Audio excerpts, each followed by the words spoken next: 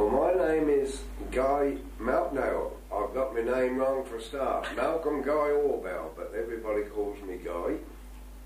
And my dear wife here is Dulcie, who used to be a Dulcie Twitchett. Used to live down the Red Lion.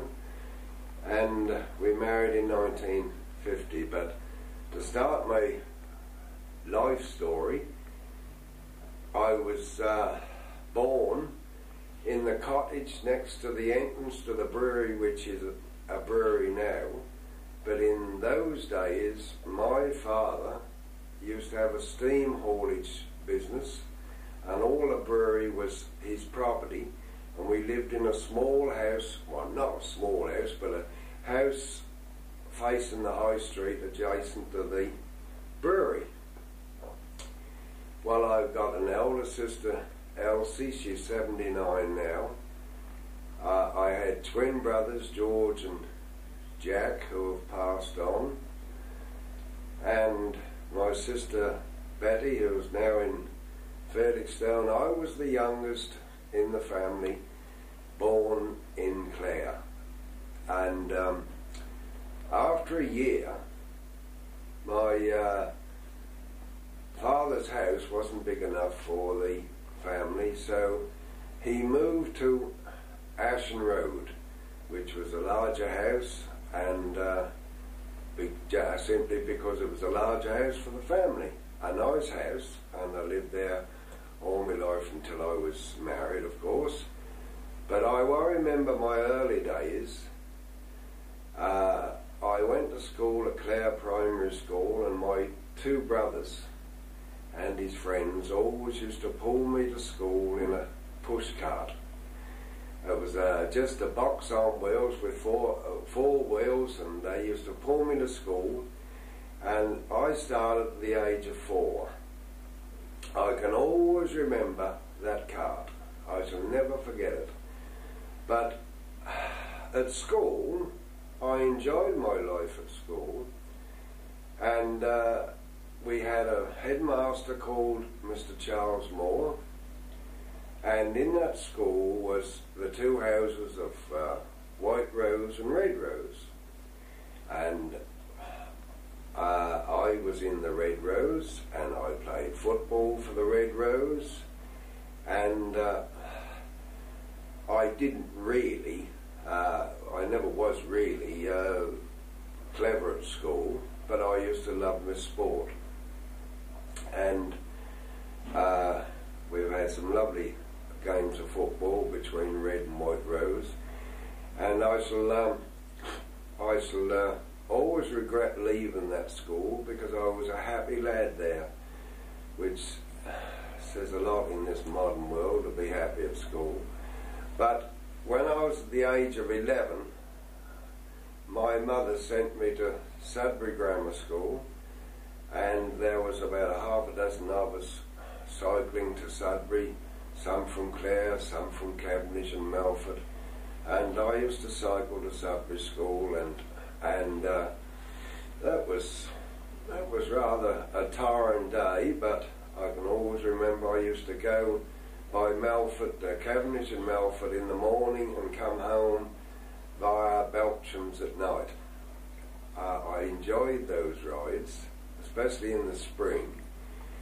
And talking about Sudbury School, at the age of 12, I've got a boast now, at the age of 12, against all the senior pupils of the school, I won the school diving, and I was very, very proud of that certificate handed to me on that occasion. I was in Gainsborough House, which of course everybody knows Gainsborough was a painter, and there was Gainsborough, Taylor, Humphrey, and forget the other one. And I was in Gainsborough House, and I played football for Gainsborough House from the age of 12 till I left school. I was captain of my house, and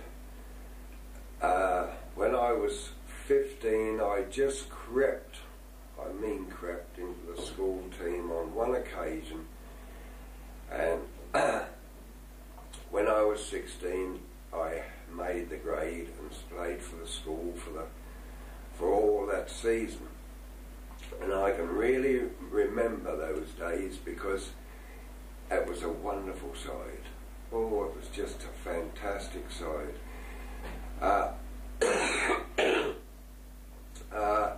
We went through the whole season without losing a game, and normally at the end of the season, school colours are given to players, and to receive the school colours was a great honour. And normally there's perhaps three get them for playing football, but because we had such a wonderful side, they couldn't discriminate between one and another of the players, and the whole 11 had their school colours presented to them. And I'm very proud to have that. I can tell you, I was, well, very, very proud. In fact, I was so conceited I thought I was the best footballer in the country. But that's by the way. Many years you did too. Yes. Well,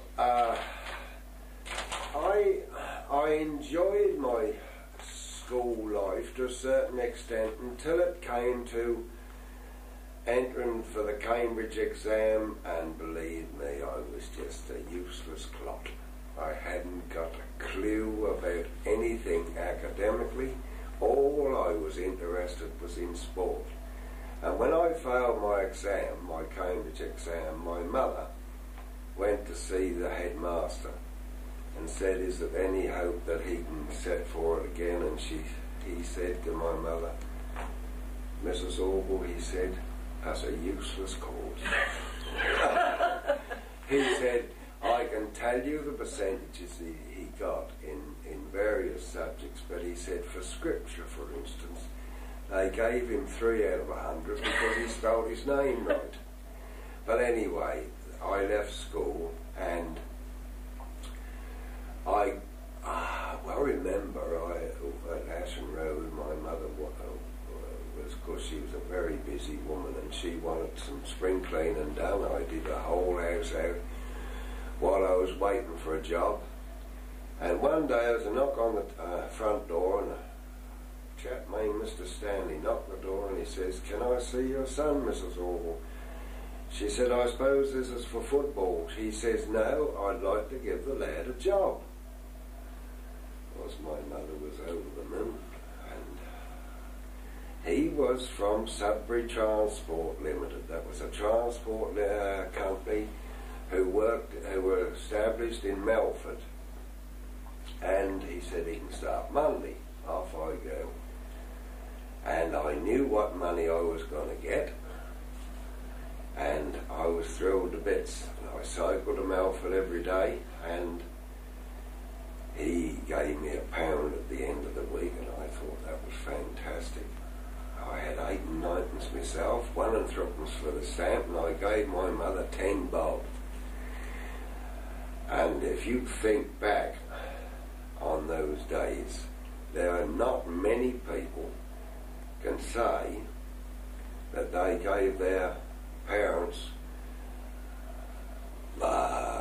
less than 50% of their takings. Now today, all of them earn £200 a week and probably give the father and mother 20 quid, which is all wrong, but that's by the way. Anyway, I worked there until through the summer of 19, I've got to think about this, 39, and I joined the Clare Tennis Club at the back here. It's just over the wall of my garden. Of course, it's finished now, but that was a lovely tennis club. And we used to play a lot of tennis up there, and one unfortunate evening, we came from the tennis club. All youngsters wanted to get in the pub and get a half a pint of beer. And Lord Locke, that magnificent man from Stoke, said anybody on his loudspeaker on the Market Hill said, if there's anybody join up the territorials, they can have 1 pint of beer in the bell. Of course, what did we do? Signed up and went in the bell and drank beer. Unfortunately, that's when we was on, and that made us on call for the start of the war in the territorials. We went to the south coast and did a few camps there, and at the first day of the war I was called up to Hayville and went from there. Now, we went to several places in the country in the army, Scotland, Wales. In fact, that was educational to me because I'd never been away from home. Scotland, Wales, you name it, we went. And we boarded a ship. We were destined in 1940 for the desert, this North African desert. We was all equipped out for the desert. And we boarded a ship at Liverpool. Never forget that night. Nobody had any money because we all got drunk before we went. And we played brag until we got to America. Now it seems a funny thing to say we're going to, well, we went to Nova Scotia to start with, and then down to the West Indies to South Africa, and up the east coast of South Africa. That was where we were destined to get to the desert because they were losing so many boats in the Bay of Biscay. So they took us all around the world to get there. Anyway, we went in British boats and we got to Nova Scotia. We changed from British boats in a convoy, of course, to an American convoy, and the Dorchester was in front of this convoy with the America. I will say this, I was on the America. That was the luxury liner of America. Of course, it had all been converted for a troop carrying. And I'm telling you this experience of going round there for practically one reason only. We went through down the east side of America through the West Indies, which was a pleasure trip, wonderful.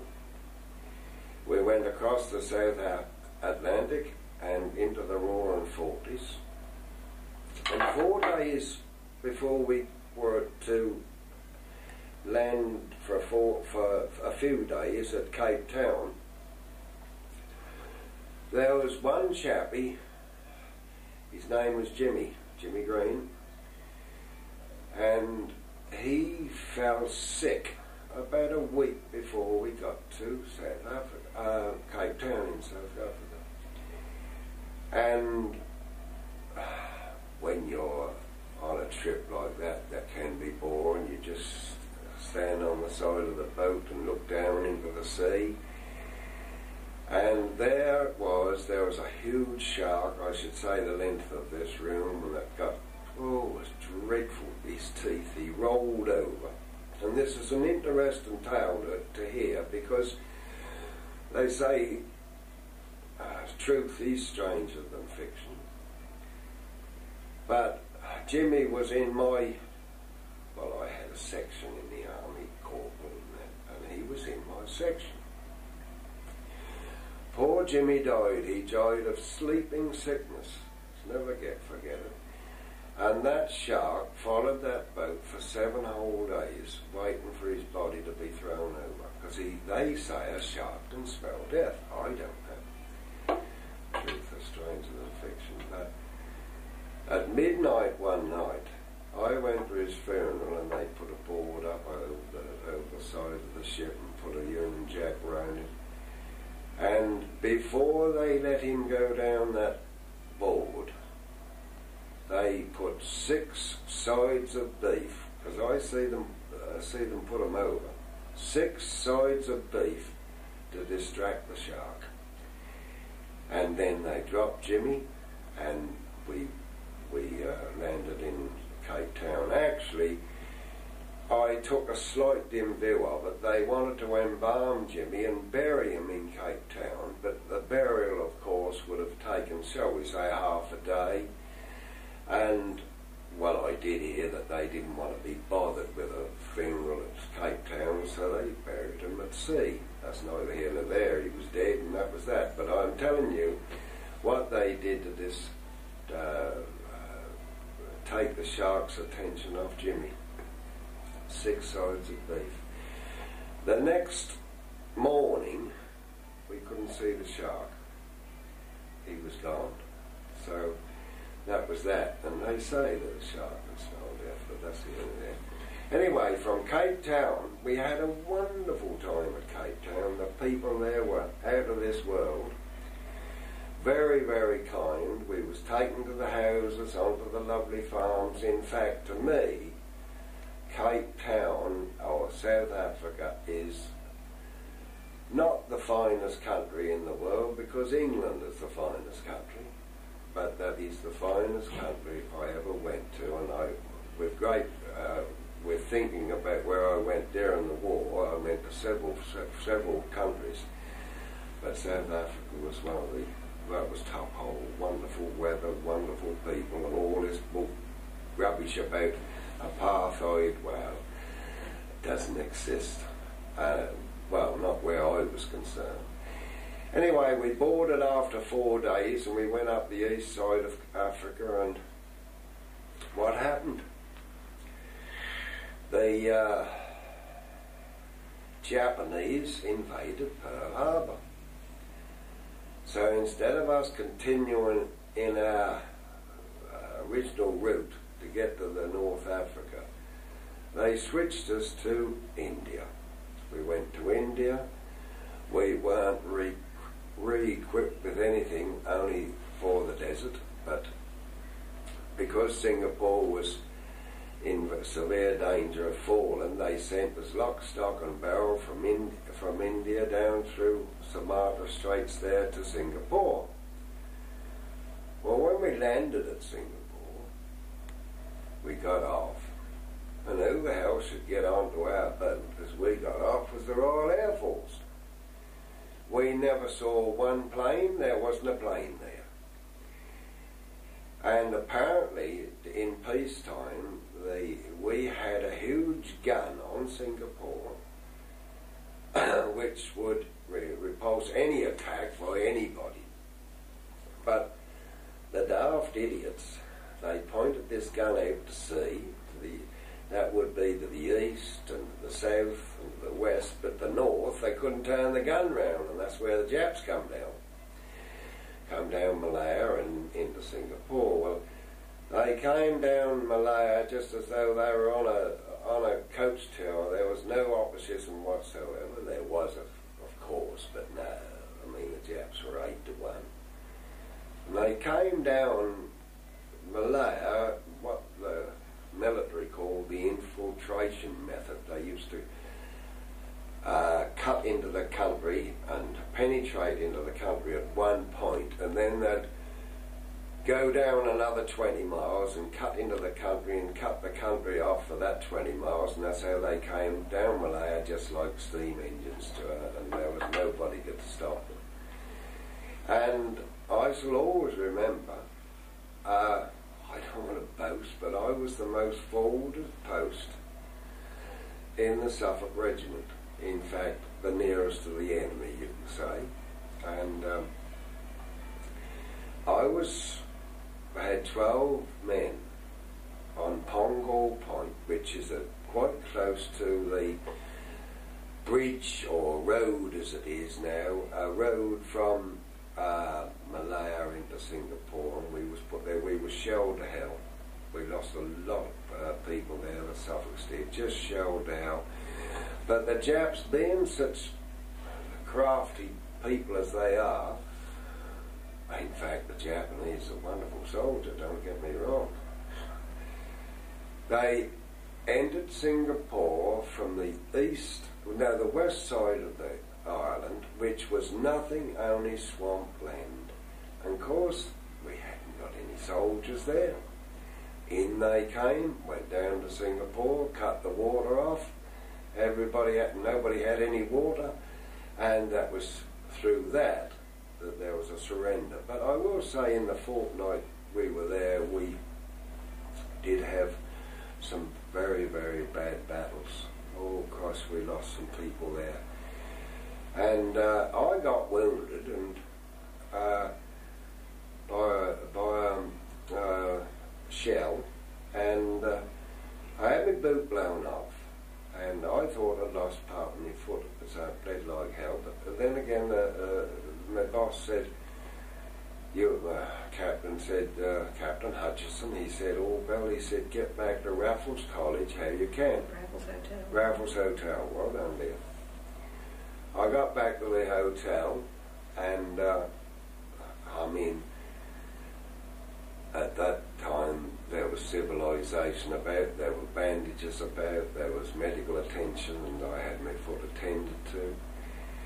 And I had to stay in this Raffles Hotel, and of course the Japanese pushed against us, and well, we had no option but to retreat. And there they came, retreated into the hotel and tried to defend it through the windows with guns and you know what, shooting and well, war.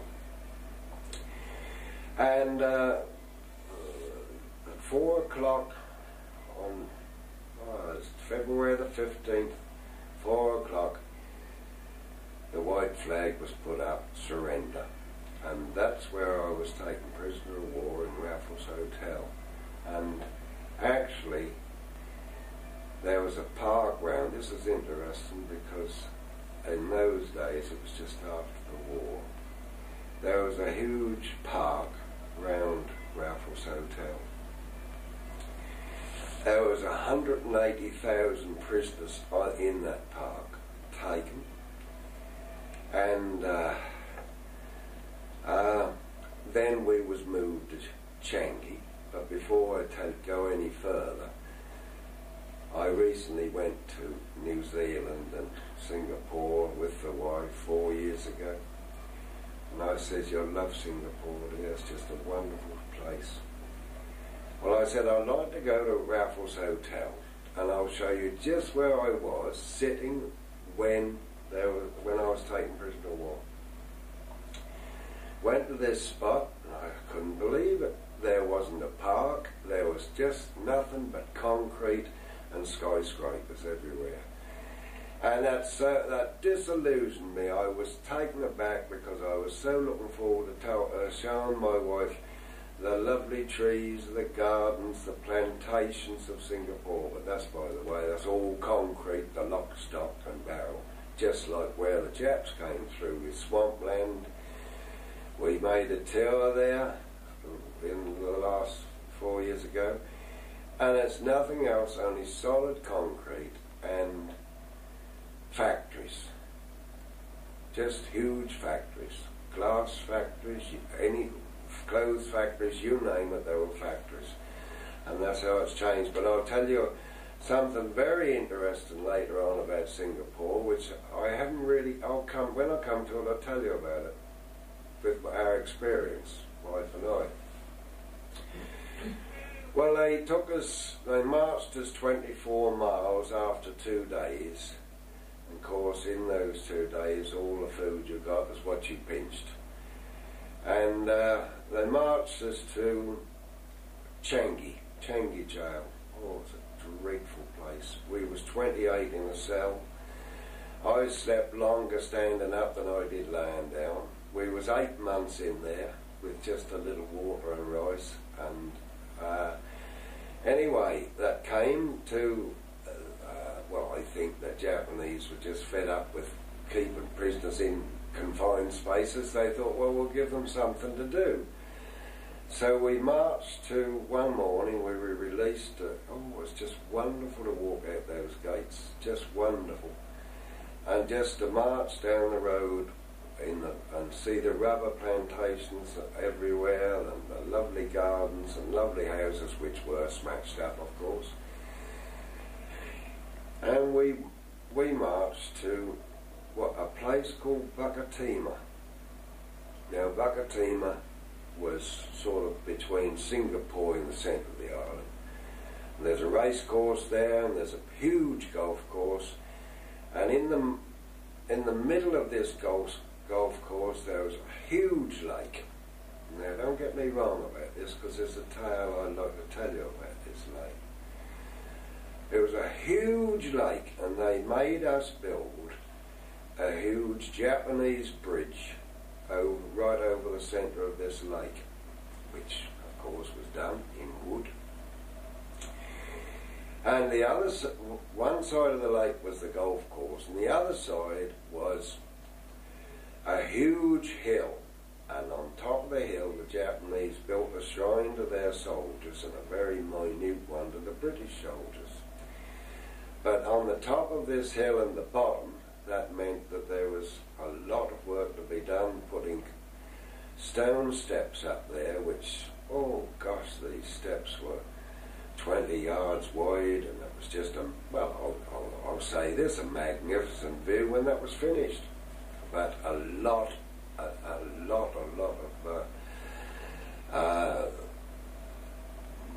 not deaths at that time, but a lot of cruelty. I've seen men who couldn't carry a stone. We had this job of carrying a stone on our shoulders up this bank, and I've seen men, when they'd fall down, they would just automatically, the sword was driven and an arm would be cut off, and the man would have to pick his arm up and walk away, and that was a sight to see. But that brought us into a very rebellious feeling, and there was nearly civil war there between prisoners, because we just could not stand the atrocities. But there we are. That was a minor point, a minor episode in my life as a prisoner of war. I mean, I'll tell you further as I go on. But there was the shrine, there was the lovely steps, and there was the huge lake, and there was the bridge. Well, 4 years ago I went to Changi, and they wouldn't allow us into the camp because I wanted to show them. We went into part of the prison. Yes, we were high security trial, wasn't it? That's right, dear. And we were allowed into the church of it, wasn't we? Yes, but we had to hand in our passports, everything. They wouldn't let you take That's right. anything in like that. That's right. Well, when I left there, I went to. I wanted to see a friend of mine who died out there before the war. His name was Jimmy Dunn. He crashed in Malaya in the Air Force, and I wanted to see his grave at, I'm trying to think of it now, whatever way. Crunchy? Crunchy. Was it Crunchy? Well, it don't matter, that's a huge cemetery. Huge cemetery. And we went to see my friends who all died out there, and also Jimmy's, and then at the end of their period there, this was 4 years ago, I said to our taxi driver, because by the way, by having a taxi, you had a taxi all day if you wanted to go around Singapore. It was the cheapest method of transport, just pathetically cheap. You could have a whole taxi for one day, and one man would wait and it'd take you to the next place. And that's how we travelled around Singapore for the 5 days we was there. But I said to the taxi driver, I said, I'd like to go to Bakatima now, race course and golf course, and the shrine. Well, he was about 50, wasn't he? Mm-hmm. And he said, I'm sorry, he says, I don't know where it is. Well, I said, there's Bakatima. Bakatima still exists. He said, yes, I know Bakatima, but he says there's no golf course, there's no race course, there's no lakes, there's nothing there. So he said, hold on, he said, I'll go and see the old boy who looks after the cemetery, and he was a really old man. And he said, oh yes, he said, I can tell you where to get there. I just wanted to show the wife the shrine, the steps and the bridge. Well, we went along the road, and this old man told him where to go, and he went along the road. He pulled up at the bottom of these steps. Well, actually your sister went there, didn't she? Well, he was in the regular army, wasn't he? And he was in the Malaya, and they'd sent us a photograph of them with the children walking down these steps. Yeah. That's right. And you recognised it, didn't you? Yes. And I said, I said to the wife, I said, these are the steps. But I said, that's all right. I said, let's walk up the steps. Of course, this is what we did. Oh, a huge way up these steps. All half covered with trees and weeds and rubbish. In the finish, we got to a point, not to the top, but we got to a point near the top, and there were some soldiers there, and they said, what are you doing here? So I said, I'd like to see the shrine. And they laughed. They said, shrine? There's no shrine here. I said, there used to be. I said, I was a prisoner of war and had to tell them all what we did. Ah, he says, that's all been demolished. He said, this is a radio station now. I said, oh, I don't want to go any further. I said, I don't want to take the wife up there. Anyway, that was all fenced off. So down the steps we went. And I wanted to see the lake and the bridge. What did we see? A huge road, dual carriageway. And they'd done away. You see, Singapore, they moved mountains, they moved lakes, and that's nothing else, only a huge motorway through there where the lake was. And when you think about it, Singapore's 2.5 million. And, there's everybody's at 21 by 14, that's about all in miles. And that's just concrete now. But anyway, I've just told you that from a point of interest, how Singapore has changed. Now, getting back to, I don't know where I was finished there. I was taken prisoner of war, and then I went to Buckatima, that's right, and built these bridges and stones, steps. And then after that, we were herded up to the north of Malaya in railway cattle trucks, and we went to this evil blasted railway,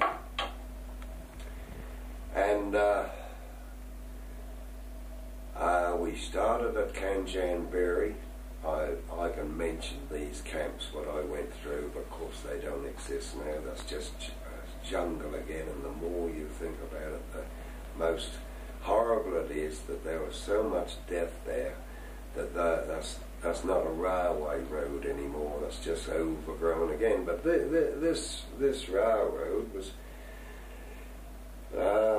you had parties, 200, 500 men clearing jungle for a start, which was a dangerous job because there were so many thorns and nobody had shoes on, of course, and of course people got these blasted ulcers and they eat all the meat out of your leg, and there was your black bone there, and no, there wasn't a bit of medical help at all, but that was a dangerous job in a sense of, because of the cuts and that you got from bamboo and you name it.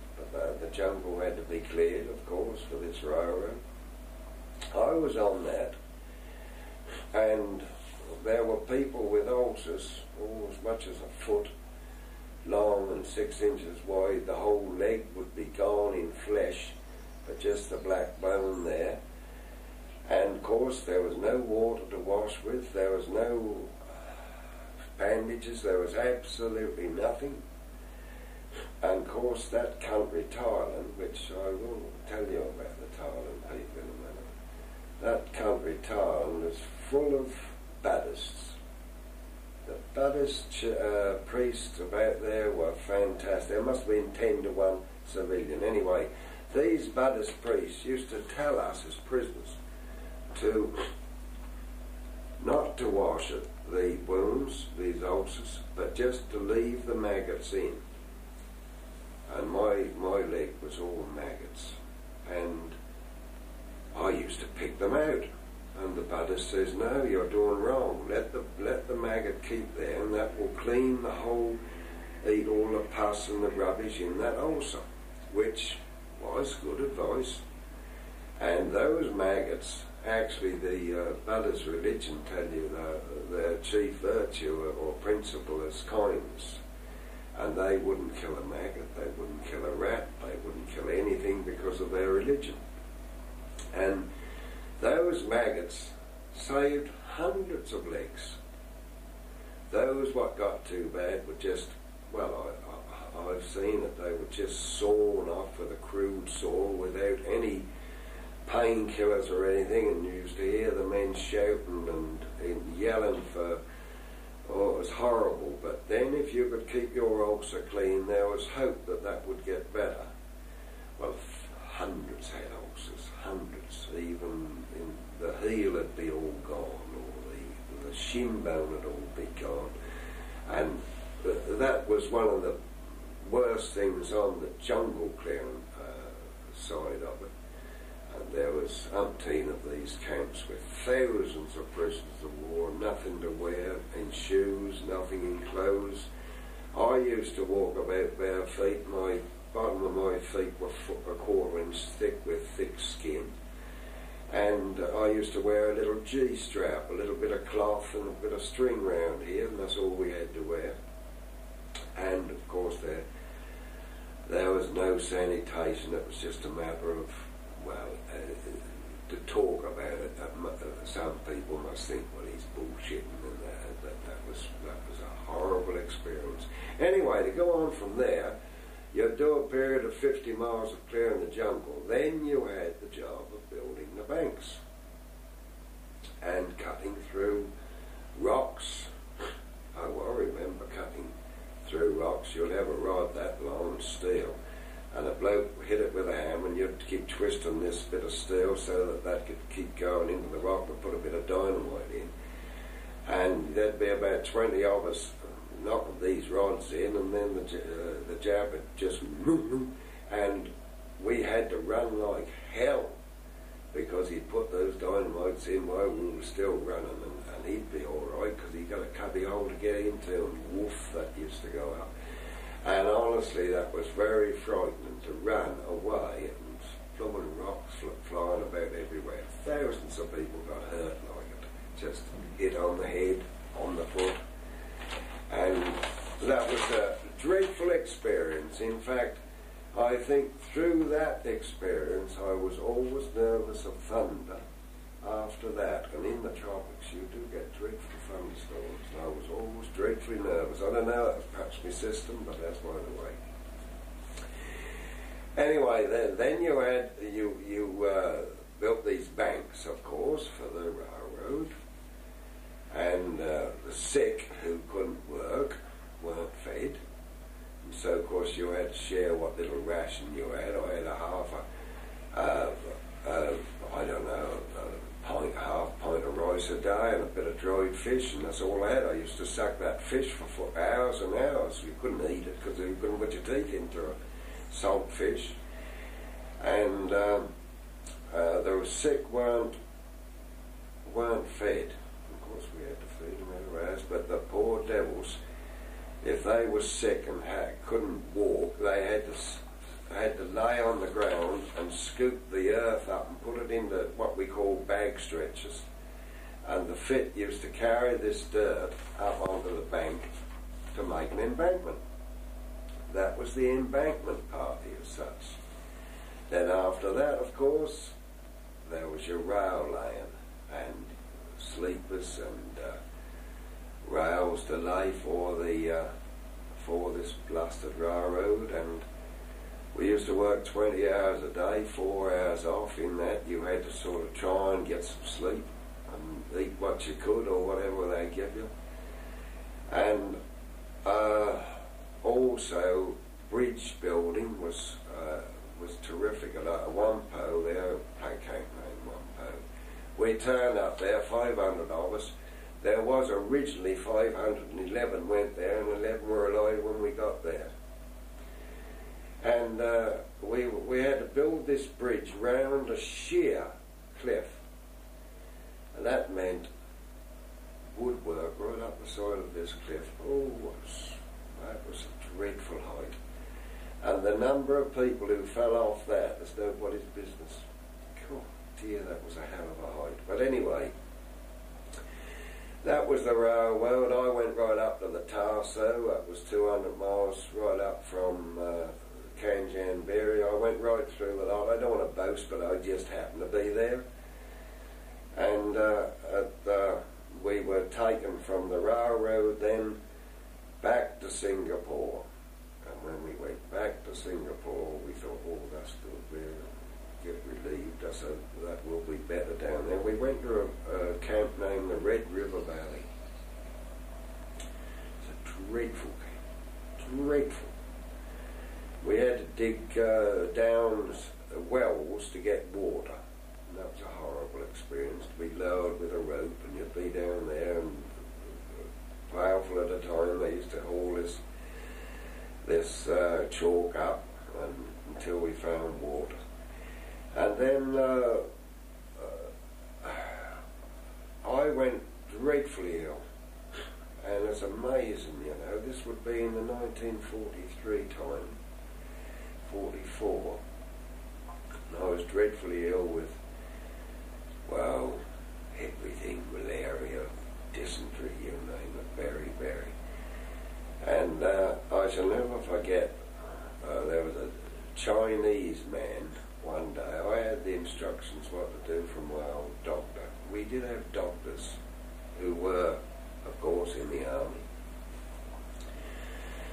And he said, Orbell, he said, I want you to go to the fence at so-and-so time. And he says, you'll find that there'll be an injection pushed through the fence. And I want you to bring it straight back to me.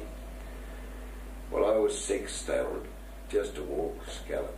I went to this fence. This Chinese man whiffed it through. Because the Chinese used to help us. And I got this back into the doctor, and he injected me right up the backside, into my spine at the back, the way your tail is cut off. And that doctor saved my life. I was delirious for about 4 or 5 days, but I did come round, and he saved my life. But let me say this, before I forget to say it, Thailand, we're in Thailand, where the railroad was. The Thailand people were, oh, they couldn't be kinder people. They're just wonderful. I'd just love to go back to that country and just to see the country again as such as they are. They are a dreadfully kind people. In fact, we were paid as prisoners of war. For 10 days' work, we used to be paid $1 by the Japanese. But the Thai government, or the Siam, or that would be the Thai in those days, because they've changed the name. The Thai government gave us $2 on top of, no, $1.50 on top of the Japanese dollar. And you work for 10 days and you'd have half a day off. That was on the railroad. Well, for instance, for $2.50 you could buy half an egg. So what good was it? And what I did, used to buy a cigarette, a tobacco, which a kilo of tobacco, you'd give the couple of dollars to any old native out there, and he'd give you the tobacco, and my gosh, he used to wash mine 3 times and dry it in the sun before you could ever smoke. There was sometimes, some of them would wash it 6 times. I used to wash mine 3, but when I wanted a fag, I was too impatient, and I'd put on one after the first wash. God help you, because that was as strong as hell. Anyway, he used to wring this kilo of tobacco out, and just black, it used to run out of it. And I used to wash it 3 times, and that's, well, the Japanese did allow us to keep a Bible. Well, I got a lot to answer for if I get to heaven, because I burnt my Bible up in fag papers. But that's by the way. Anyway, to get back to it, we got to Singapore. We got back to Singapore from the railroad, and so I say I was dreadfully ill, and I just got to tell you this tale before I go to further, and I'm not going to keep much longer. I went to bed one night in Red River Valley, infested with rats. You couldn't sleep. And we used to work on the docks and places like that. And I went to bed one night, and I always think I'm a religious man. But somebody spoke to me that night that my mother was very ill. I don't know, but this is truth. And in the morning, we used to have a parson. In the morning, I went to him and I says, "Will you kindly pray for my mother?" And he did. And do you know, when I got home, that was the exact date and time that my mother was very, very ill. Now, you told me, I don't know, somebody told me through my head that my mother was very ill. But you see, I was half delirious at the time. You can say hallucinations, you can say what you like, but fact, time was time. My mother was ill exactly when I asked her. Anyway, from Red River Valley, we had to move. We were going to be taken to Japan. And I'll try to keep it short as I can. We were taken to Japan, and there were 6 boats in Singapore Harbour, and they took, I don't know, thousands of us. We had to board this boat. And the other 5 were carrying stuff back to Singapore, but no life on them, instead personnel, like prisoners of war. And we got on the boat, and off we went that very first night. There were 6 on the sea, in convoy, and I was at the bottom of a hold, and the hold at top would be like this ceiling, and you could look up to the sky. You used to keep the hold door open for air. Packed in this hold, and I could see the funnel of our boat. And I used to watch it for hours, and the smoke coming out. And 5 boats went down before the next morning, and we in the hold could hear the people in the water shouting for help, but they went down. And apparently I was watching this funnel that whole night. I had my reason for it. While these boats were being sunk, there used to be a terrific bang, and of course your boat would shake like that. But if our boat had been hit, the sway of that chimney in that boat, if that went down slowly across like that, and slowly across like that again in the waves, if that chimney would have stopped on one side, you knew your boat would be hit. And I watched that, and that got to that point. I thought, Christ, we are hit, and then all of a sudden, slowly, that came back again like that. And I can tell you, and this is fact, we had Chinese men filling the fire with coal dust and whatnot, and I thought, what bloody idiots they are.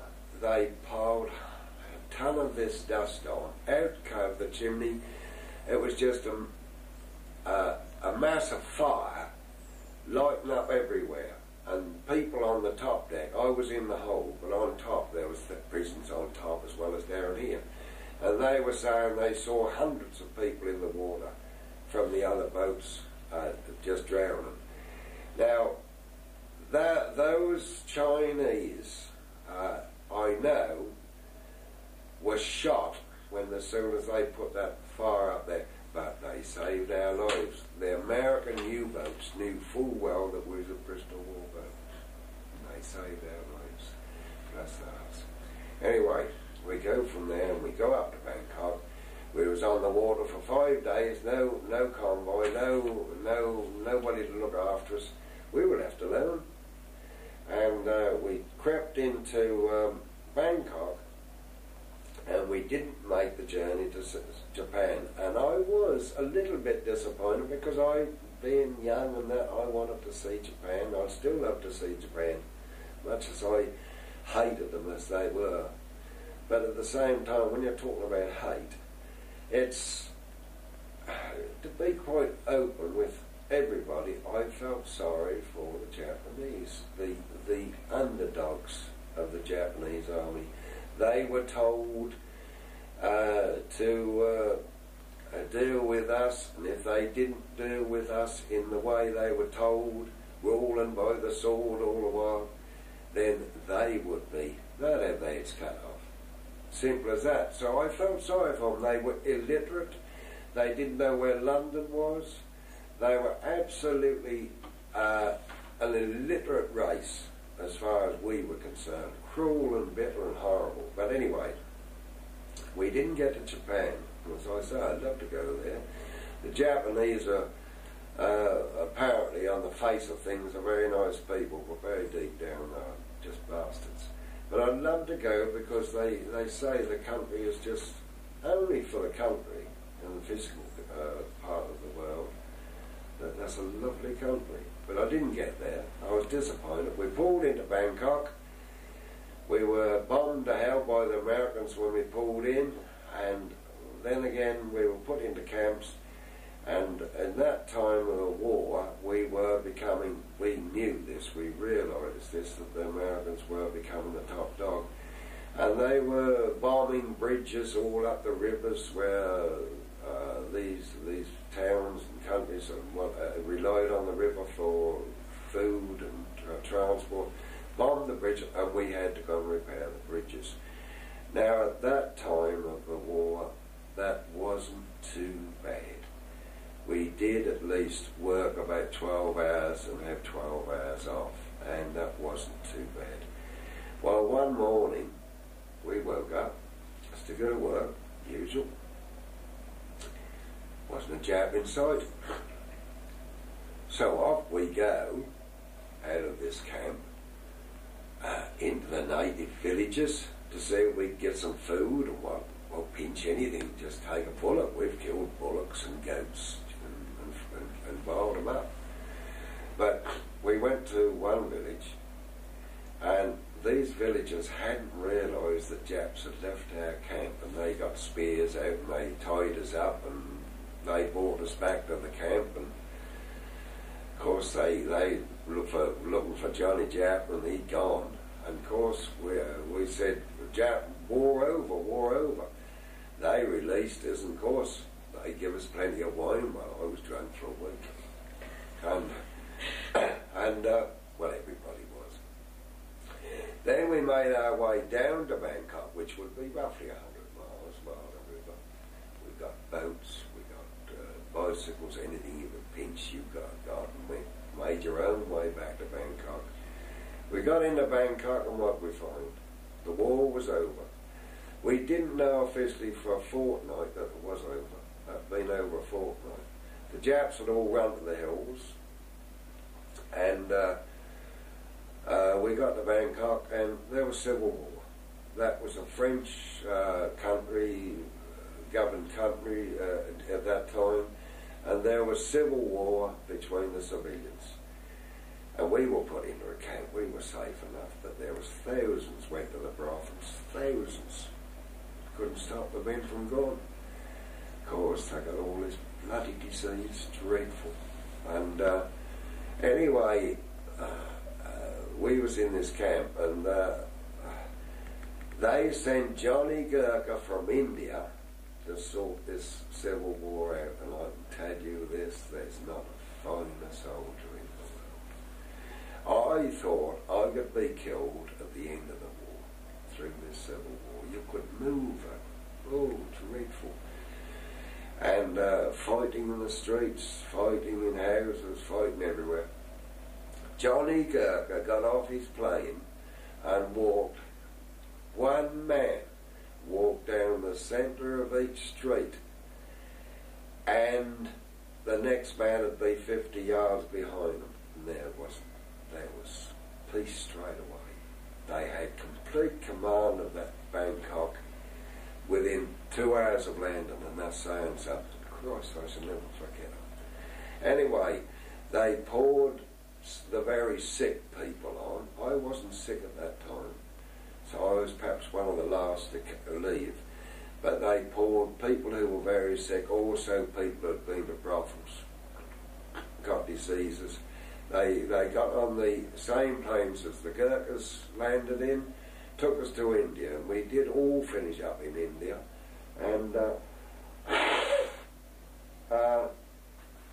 we made away from India in an English boat across through the Mediterranean back home, and landed in Liverpool. And my poor old mother never heard a word for the whole 4 years I was away. She didn't know whether I was dead, she didn't know whether I was missing, wounded or nothing. Anyway, I landed, and when I got home, I spoke to my mother, and I said, "Mum, where you will on such a day." Oh, she said I was very, very and amazing. And anyway, the war was over, and I don't know, I got a job at, I had, 3 months off. I did my dad's garden, and I went into British Telecom, and to be open with you, I was on there 40 years, and I've had a very, very happy life since the war. I can tell you that for nothing. When I got home, there was no football club. I made a football club up. That very first year, we won the Thurlow Cup with local lads and local boys who wanted to play, and then we went from there. And then we joined the Halstead League. I was a representative of Clare for that for years. Then I became vice chairman of the league. 5 years I was vice chairman. Then I was made chairman, which I was 22 years as chairman. And then I was made president, and I'm still their president. And my life in football has been made my life, in my opinion. I mean, I know so many people in football today. It's amazing. I know it's bad to say it, but people say to me, "Hello, Guy," and I haven't got a clue who they are. They know me. Now, that's conceit, I know, but that's just the number of people you meet in football. I joined the British Legion. I was their service secretary for 20-odd years. I received the British Legion Gold Badge, which is in that cupboard there now, and I'm very, very proud to have that.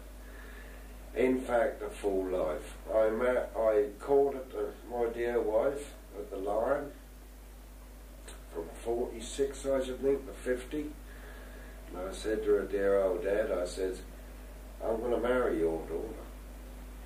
He said, "You wait." He said, "I want you, I want her for myself, look after me when I'm old." I said, "I'm going to marry your daughter." Mind you, she calls me lead and dart balls, so down there, but what a lovely time. Oh, what a lovely time. That was lovely those days.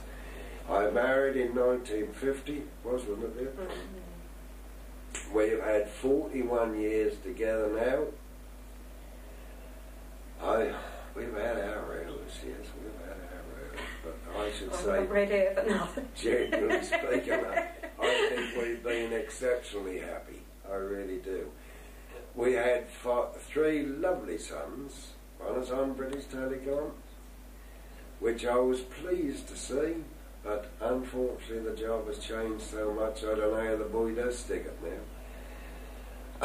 I had another lad who, my second lad, he got an honours degree, he's got his business up in London, doing very well in quantity surveying, and my third son, He's got his degree and he's in the same trade as his brother.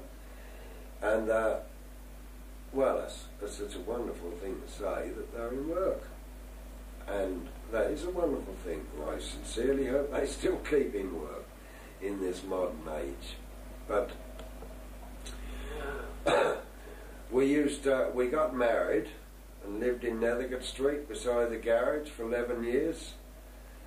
Then we moved down to Brigel Street into your dear mother's house. She gave it to us. We renovated it up. We spent all our money into it. We made 2 old cottages into one lovely old house, and they were wonderful days. They were lovely. There was a lovely garden, lovely neighbours. In fact, a wonderful marriage and life down there with the children. Then we were very fortunate to obtain this bungalow 4 or 5 years ago, and well, we haven't looked back since. In fact, we love it here, and that's been my life. And you've got 3 grandchildren to keep Yes, you going. I've got 3 grandchildren, which are lovely. There's no doubt about it. They are. They come down here. And the last one called me Gran, didn't he? Which is nice. I don't think I don't want to sort of go on too much, but I can't think as a footballer I did play for me county, but that's neither here nor there. I used to love my football with Cavendish, but especially with Cavendish Football Club. That was just a wonderful time. As I say, I was chairman 5 years and 22 chairman for the House of League, and now I'm still there present. I'm also 40 years secretary of Clare Football Club. If they don't find another one soon, well, I'll give up. But I don't think I've got anything else to say there. Shouldn't think so. Have I done all right? Because I don't know.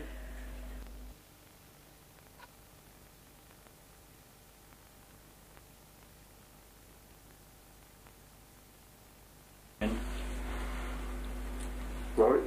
Yeah. Yeah. I'm first Golding, born at Belsham in 1914, and my father got killed in the war in 1917, which after that we moved to Sudbury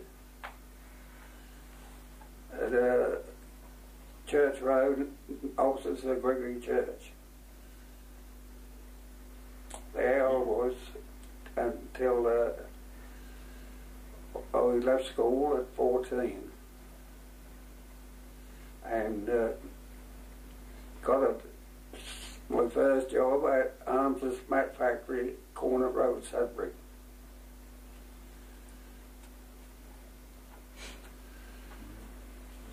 There I worked till the war broke out in 1939, and I was called up on June the 20th, 1940, going to Wally Barracks, Brentwood. You got married, I believe. You got married before then, didn't you? No, I hadn't been married. Sorry. Yeah, Wally Barracks, 1940, and I'd done 3 months training there, and left and joined the 2nd 4th Battalion, Essex Regiment at Seaburn, Sunderland. And Sunderland we moved to Chesterley Street. Chesterley Street we went to Fairford Park in Gloucestershire. From Fairford Park we went to Henley-on-Thames, and from Henley-on-Thames we went to Leicester in Suffolk, where I was until I was called up to go abroad, picked to go abroad. During that time,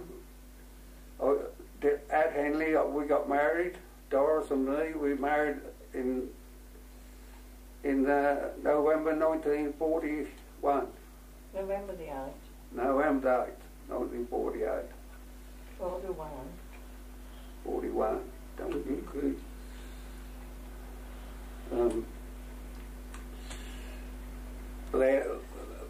During that time, Doris was expecting our first child. And near the time of the birth of our first daughter, I was due for embarkation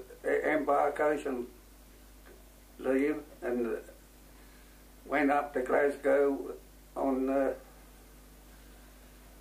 was it October 1942, and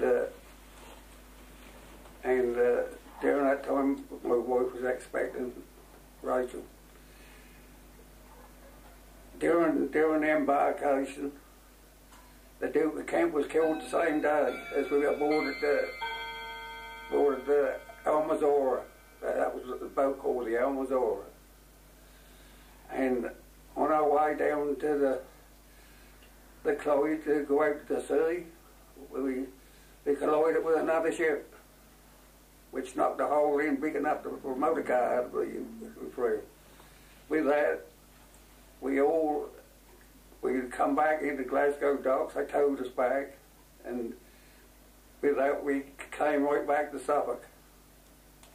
They shut us up in a wood in Nishanats, so we shouldn't endanger the convoy what was going out. Nobody should know about it. During that time, Rachel was born, and I went to see the officer commander of the battalion, and he granted me 24 hours leave to see her. Otherwise, I shouldn't have seen her, and I come home to see her. But with that, we went. Months later, we returned to Glasgow went out on another convoy on the ship, the Dutch ship, the Boys of Batava. And the first place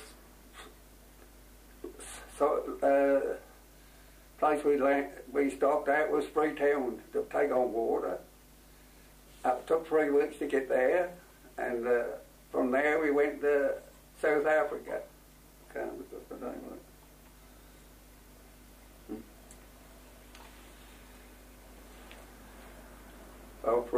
We had 3 days in South Africa from the ship, shore leave from the ship. And then we continued and we landed on Bombay, I think it was in September, early September. From Bombay we went to Stour Valley and stopped there for about a couple of weeks, and then we went to Gaia. Gaia in Central Provinces. Then from there we went to Camilla. That was advanced base for Burma. That's in East Bengal. From East Bengal we came back to Ranchi, and there we joined the 1st Battalion of the Essex Regiment. And then we done all the training and with the Essex Regiment, all river training, and then the Japs made a thrust in the tried to make a thrust across the Arakan in 1943, and we rushed up there, went to Chittagong and rushed up there, up the Arakan front on the Naaf River. We was all along the Naaf River, and we was there for about a month. During that time the monsoon started, and the Japanese attack phased out. And after that we came back and went back to Bangalore in the south of India. And then in 1944 we trained for the Chindits under Wingate, Old Wingate. We trained in the central provinces of India at a place called Orcha. We done all the training on the Batla River, and then we marched about 300 miles training as we went up towards the Leader Road.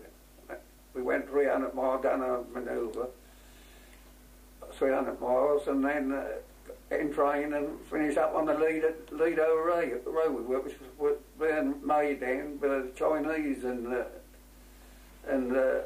Americans. We passed right through the American troops, Stillwell troops were on that Lido Road, and then we waited there and waited all the mills and everything come, and we started off on March the 1st, 1944 for the Wingate Chinders. We was 20 column. That was with the Queen's Regiment. I joined the Queen's Regiment to go in there because they went in first. And we marched till we had to cross the Chinwin River. We thought we got to swim across with packs and made wets on. But when we got there, they flew two gliders in on the sandbanks, and we went over on outboard motors. And that was a little joyride of what we thought that was going to be. And from there we marched about another 200 miles down and made a stronghold, and that was named. We made the airstrips, so the gliders and the Dakotas could fly in.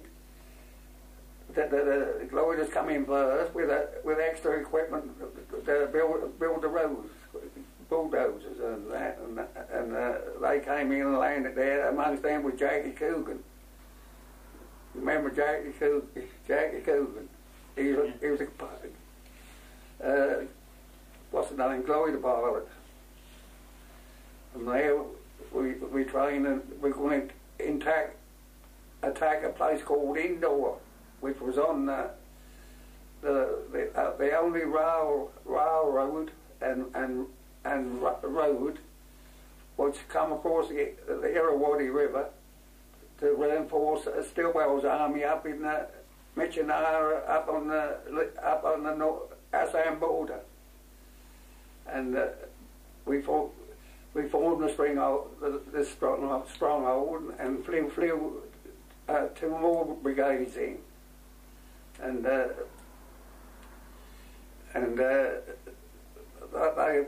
marched off, and they formed 2 more strongholds.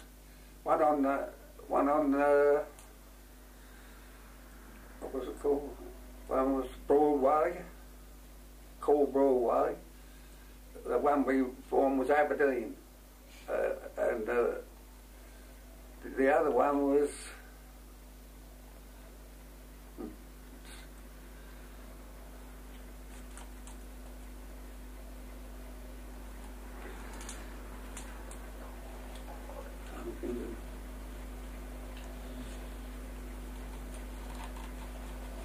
Never mind. Carry on. I can't think of his name. Anyhow, the stronghold was formed there, and that was there for 3 months, and the Japanese couldn't take it. And then we went back and attacked Indoor, which was a point where I caught the only rail link and the road to Michinara and the Hurricane Front, and this stronghold was on there. This stronghold was formed there, and that was on there for 3 months, and the Japanese couldn't get nothing up the rail or the road. And we attacked Indoor and drove them out of the two airstrips what was there. Drove the Japanese from there, and then we got attacked with about 6 or 12 loads of Japanese. But we drove them off, and then we went into the hills and had a rest and went back to Aberdeen and got reinforced again. And then we went about in and destroyed all different things, railway bridges and railway lines, and ambushed them on the main road. We ambushed 12 lorries on there and set them fire with a flamethrowers. As they got out of the lorry, they jumped, set fire to the lorries, and they all come jumping out the lorries. And then we went back to Aberdeen again and got reinforced with new clothes and that, and went about different places and ambushed where we come across the Japanese, and then we went Broadway, and that's where we got flew out from there in May 1944. Yeah. Then we went back to flew out from there in Dakotas and landed at Imphal, and from Imphal we went back to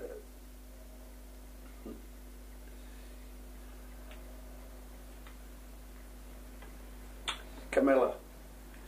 And Camilla we went on convalescent. All genders had to go on convalescent after. And then from there we went back to Bangalore, and I went on my first leave I ever had, and I went for two weeks up in the Nilgiri Hills at duty command, and in a barracks up there, what was peacetime barracks.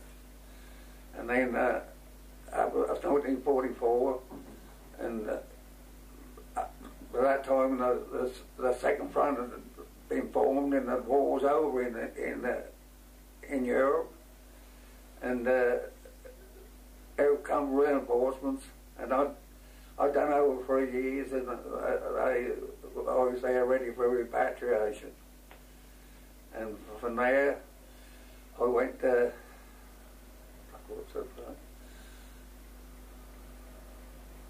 Rangbar, and went on a victory Europe parade at where was it? Victory parade, the Europe victory parade. That was, I don't think the name of the place.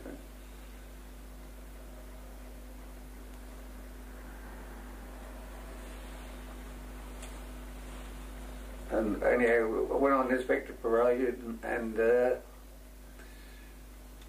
I was sent made a military police, and I went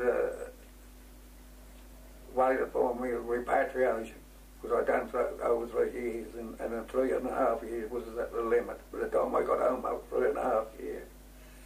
And I went back to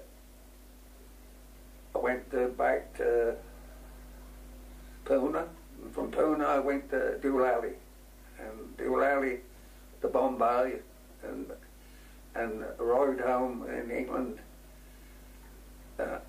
December the 22nd, 1945, wasn't it, Doris? Yeah, December the 22nd, 1945. And there I waited till I was dispatched from the army 3 months after. Yeah. And there I went to Truman's. You weren't there? Yes. Went to Truman's at Mouldings, and was there for 33.5 years. 33.5 years, and then I retired.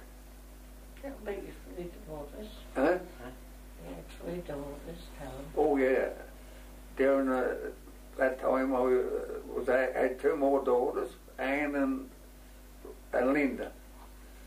And I completed our family, and now I've got 6 grandchildren and 2 great grandchildren. Name them. Hmm? What's the names? Don't know. Matthew, Paul, Vanessa, Sarah, Vanessa,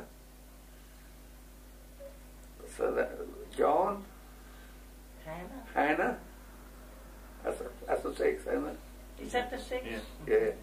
And Jade. Jade is a great grandchild, and What is his name? I should give his bless his name.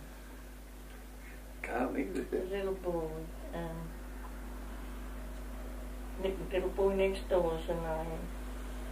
What was his name? Remember Sydney? Okay. I can't think of his name. Dear little boy, his name is, I can't think. Dear little boy though, our little grandson, little granddaughter. Rachel's grandchildren, she's grandmother, our first daughter. What else is there? Anything else? Our grandson Lewis, and he's the youngest grandson we got. Oldest? Great grandson. Great grandson. Great grandson. Yeah, we got. Anyway. How was you supplied in Burma first?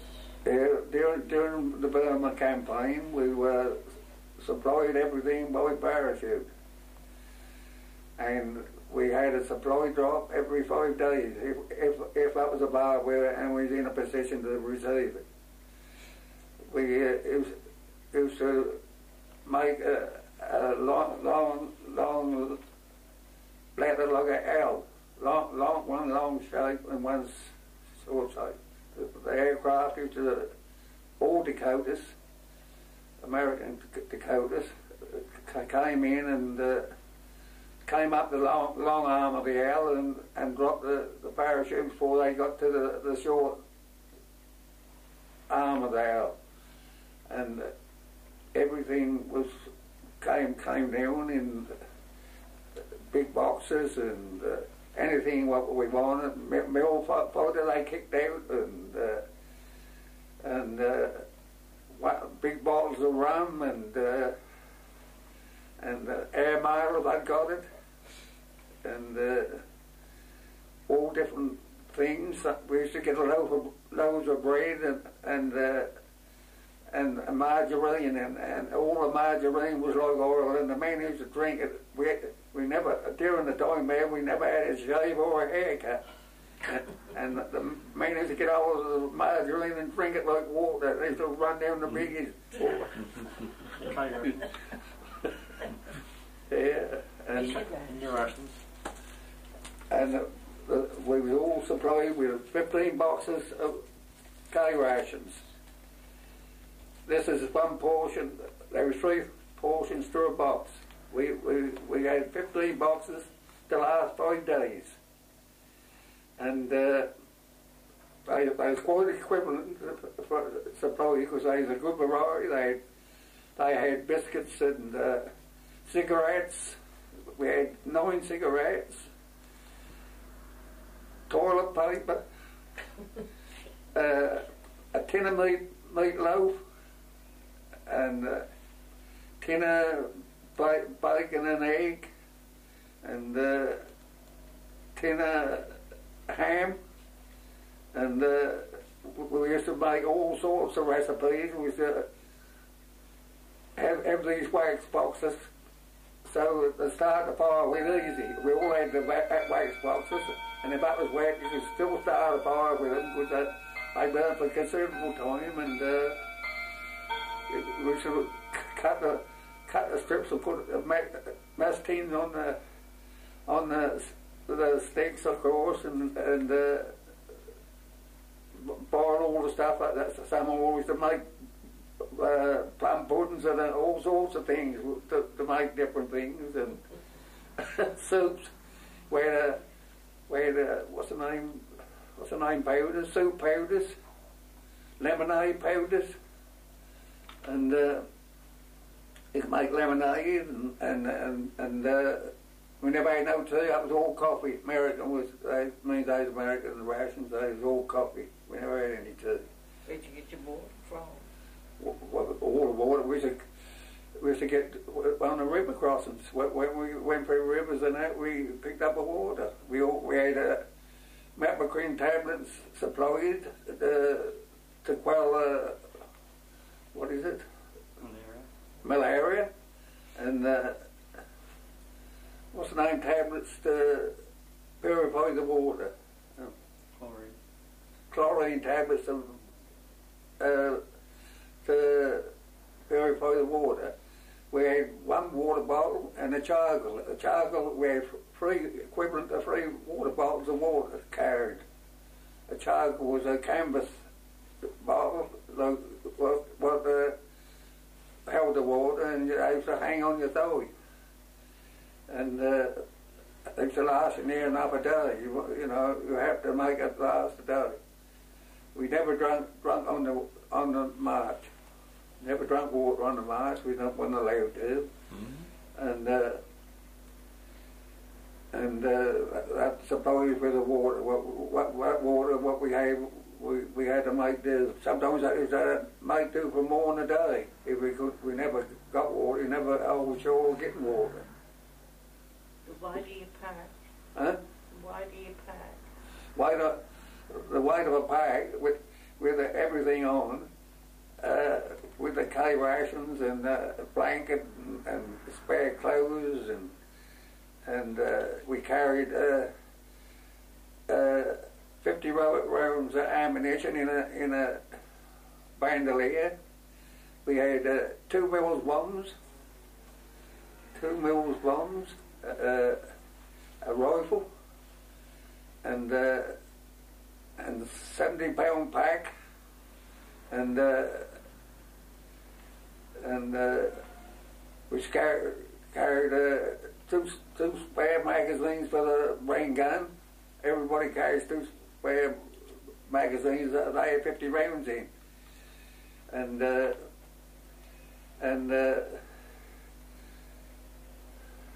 rifle.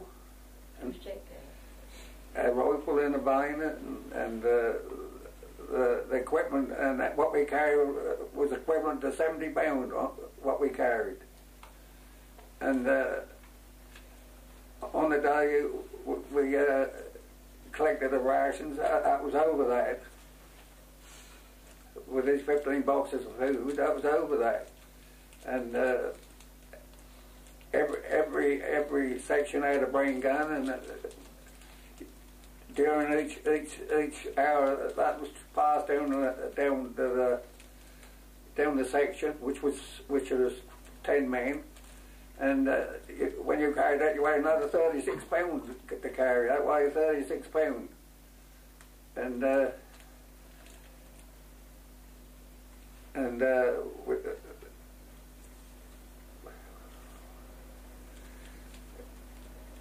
we had spare one blanket each. During the Burma campaign, our campaign, you was left to sleep with your mate. So you had a blanket under you and a blanket over the top of you. Where you laid on the ground sheet in there, when you got up in the morning, you left your whole print was on the sheet where you sweated. You could see just where you laid on the ground sheet. Yeah. Give her your names, Neil. Yeah. Do you want to say a few words? Well, he's not big. Our colonel of the Queen's Regiment was Colonel Metcalf. He got injured. He got his fingers blown away.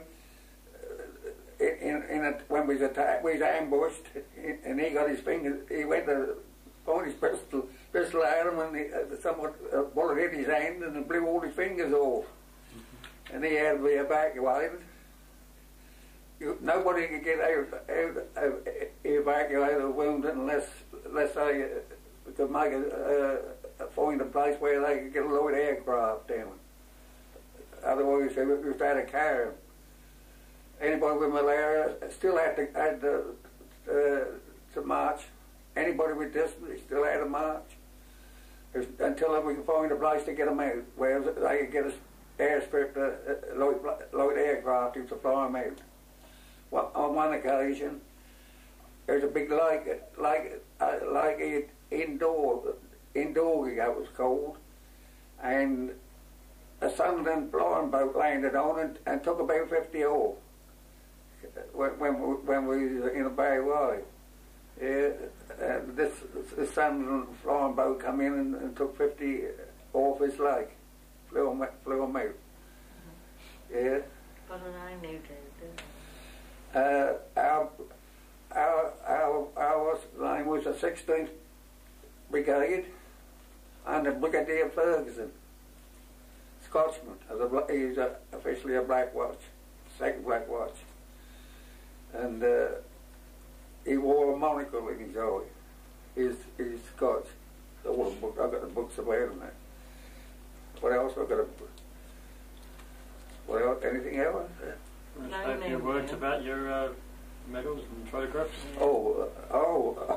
Have we got to show this? Yeah, show them.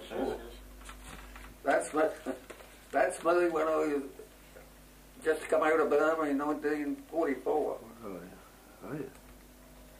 When I was on convalescent. All right? Mm-hmm.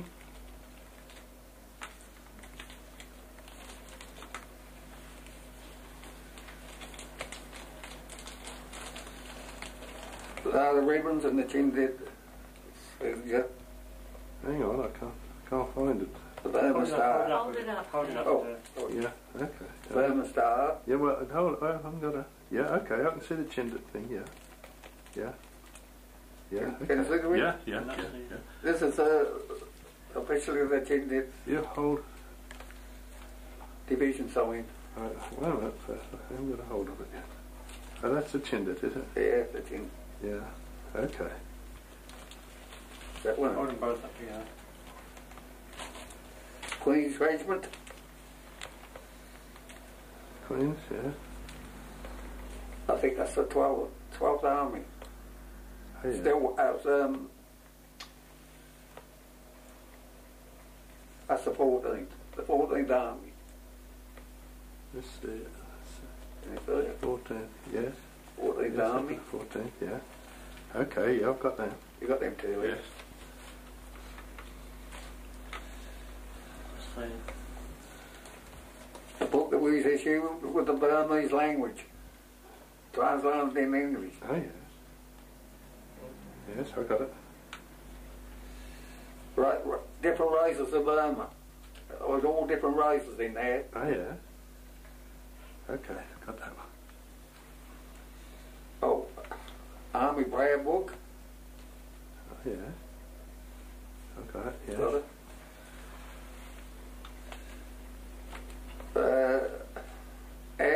Air letter to tell you relations to write to you, but we couldn't write to you until further notice from the doors. That's the one. Yeah. We occasionally got letters out. That's a Christmas airmail letter for Christmas 1944.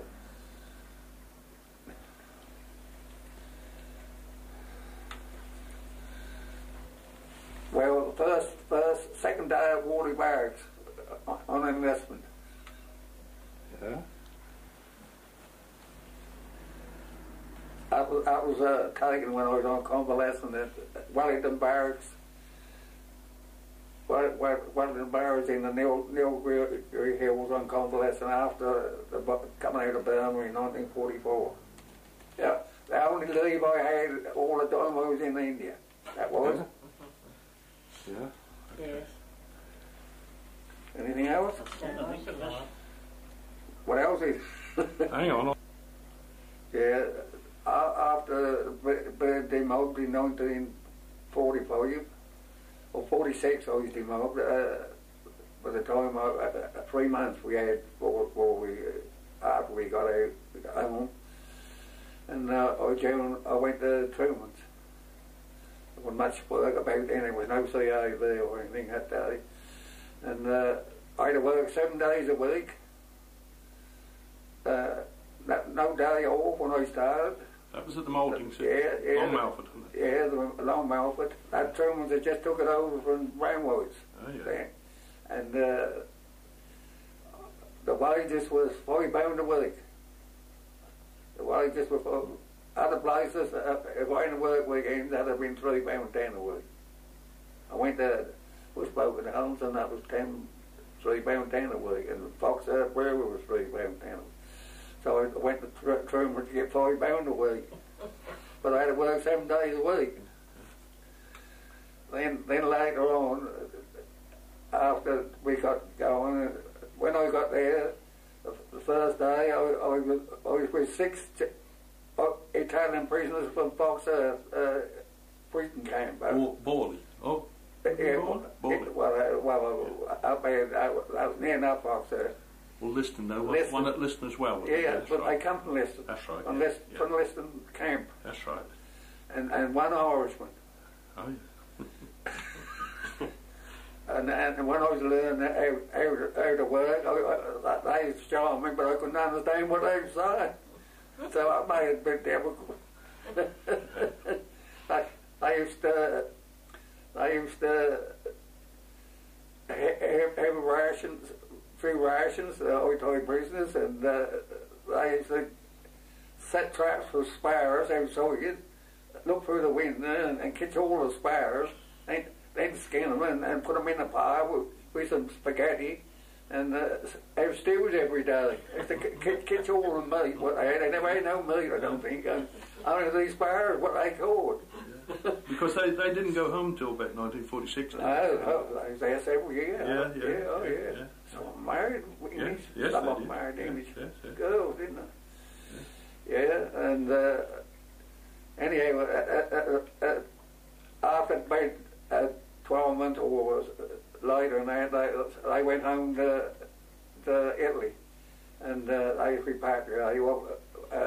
Didn't get married, of course. And the Irishman was there several years, but he left eventually.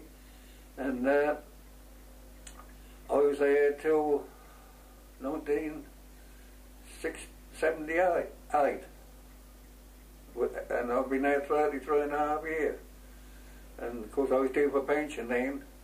And then I went, after I come out, I went to work down in Cannons as gardener for a year, 3.5 years, and I didn't really retire till I was 68 and a half. And after that I retired and what was your job at the Maltings first? What were you actually doing? I was on Father Kills and they kill the malt. I was a maltster. Yeah, I was had 2 kills to look after and high fires. But when I went there, we had to stoke up every half hour for coal when I first went there. But eventually I put it on oil. And I killed it with oil fire. Yeah. That was after I retired. Then eventually I went on the gas after I left. Yeah. We had 1 or 2 outings there. We went to Truman celebrate the 300 year, I think, 300 years centenary. We went there and we all went and had a big dinner at Brighton. Yeah, they treated us well with Truman. Yeah. Had hour that. Now you're 79 tomorrow, you say? I'm 17 on St George's Day tomorrow. I was born on St George's Day. Put that in. Yeah. I'm Doris, Percy's wife, and we started courting at 15, And we married in 1941. Reverend Harbour. The Reverend Harbour at Glemsford Church. And then after he joined the army in what's Rachel born? 42. 1942, we had our first daughter, Rachel. And then Anne was born when he'd been home from the army about 2 years. Anne was born, and then about 2 years after that, I had Linda. And we've been very happy. We've been married now for 52 years. And I was bred and born in Glemsford. And my mother and father, my mother was Alice Watkinson before she married, and my father was William Brown. They was both Glemsford, and all their relatives come from Glemsford. My grandmother and great-grandmother and all the family. And we was very poor. My father worked on the land, but mother was a good housekeeper and a good mother. She always had a dinner on the table, some sort. And my father was a good man too. He kept pigs and chickens and worked hard all his life, had plenty of gardening, and we never wanted for anything, although we hadn't got much. He was an old soldier. Huh? He was an old soldier. He was an old soldier, yes. He was. He was in the war. Second Battalion, Suffolk. The Suffolk Battalion. And he was in the army, and he was a band who used to play the big drum in the band. He was a tall man, and he went through the war, and he's a prisoner in Germany. That's the First War, of course. Yes, the First World War. He's a prisoner in Germany, and it was after he come home that he married Mother, and I was born, and then, as I say, all through our life we was had a good living, and although we hadn't got much money, but they made a dinner on something. My mother was one, she'd have a pudding every day, and you know, my mother lived till she was 95, and my father died when he was 82. And well, mother, she was always well, and I never knew her really to have an illness, and neither did my father. What about the doctor said she wouldn't leave them alone? Yes, when she was young, her mother was left with 6 children, and their father died with anthrax. He worked at the Gould's factory. He was a horsehair man. He used to draw the horsehair or something, and he caught this anthrax, and she couldn't get a penny, because they said that was because he was a man, he was going to get a rabbit. They said he was a poacher, so he caught all the rabbits. So she couldn't get a penny, and she had to struggle to bring these children up.